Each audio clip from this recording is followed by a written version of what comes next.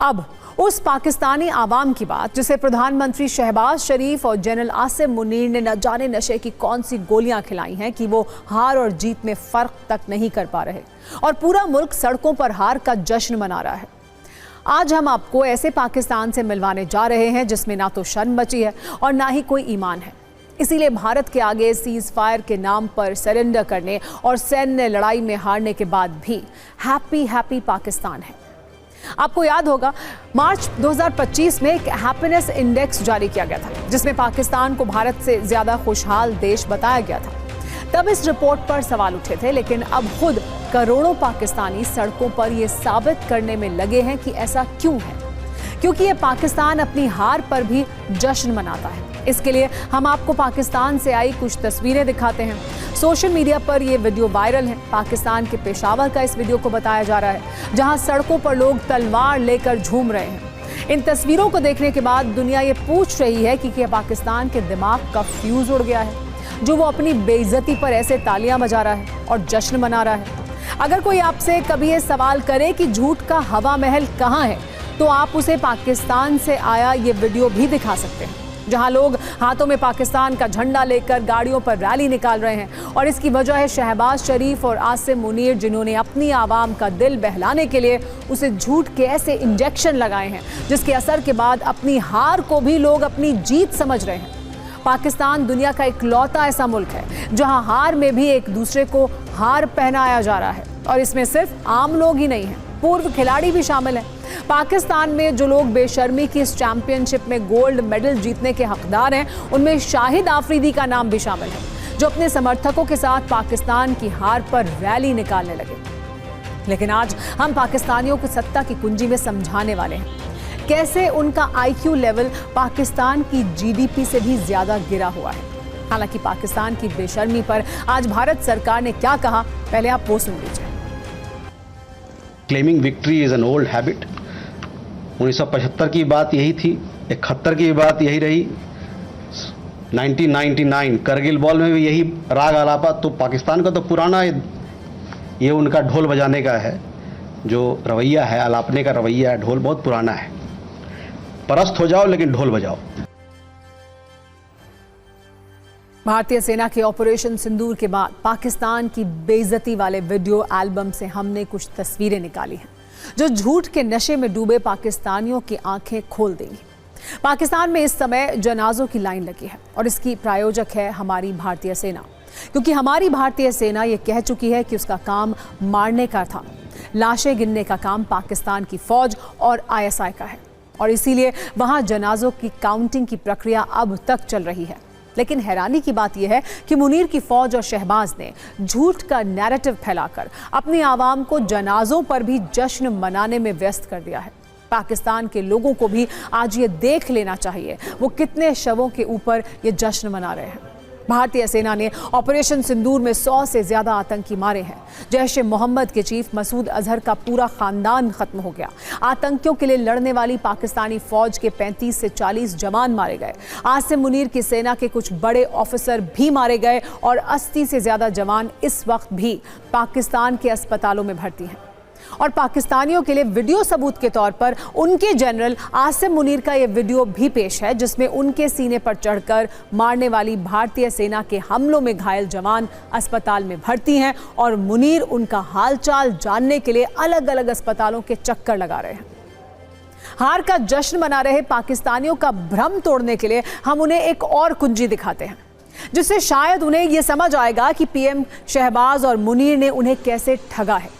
पाकिस्तान की फौज ने भारत में नुकसान को लेकर झूठ वाले जो ड्रोन उड़ाए, उन्हें भारत ने सबूतों की मिसाइल से कैसे मार गिराया, यह हम आपको 3 दिनों से दिखा रहे हैं। लेकिन आज हम पाकिस्तान और वहां जश्न में डूबे पाकिस्तानियों को यह दिखाते हैं कि वो जिस फौज पर नाज कर रहे हैं, जिस सत्ता के लिए नारे लगा रहे हैं, उन्होंने कैसे उन्हें जीत के नाम पर चूना लगाया है और पाकिस्तान की बर्बादी पर भी झूमने के लिए मजबूर कर दिया है।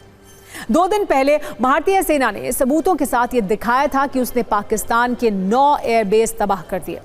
भारत की मिसाइलों से पाकिस्तान के 3 रडार सिस्टम को तबाह कर डाला। पाकिस्तान के चाइनीज एयर डिफेंस सिस्टम की धज्जियां उड़ा दी। तुर्की से खैरात में मिले ड्रोन्स को हवा में ही तहस नहस कर दिया। और ऑपरेशन सिंदूर में आतंकियों के 9 ठिकाने तबाह कर दिए। लेकिन अफसोस की बात यह है कि पाकिस्तान की फौज ने अपने देश के न्यूज़ चैनल्स पर झूठ का लाउडस्पीकर बजाकर आवाम को जो दिखाया वो जनता ने सच मान लिया और इसी नशे में वो सड़कों पर निकलकर जीत का जश्न मनाने लगे। बात अभी सिर्फ यहीं खत्म नहीं हुई है। खबर तो ये भी है कि शहबाज ने ऐलान किया है कि पाकिस्तान अब हर साल 10 मई को जश्न मनाएगा, जिसे यौम मार्का-ए-हक का नाम दिया गया है। हम आपको शहबाज शरीफ का एक वीडियो भी दिखाते हैं, जो तैयार तो AI से किया गया है, लेकिन संदेश साफ है। कैसे शहबाज हार पर अपनी आवाम का दिल बहला रहे हैं।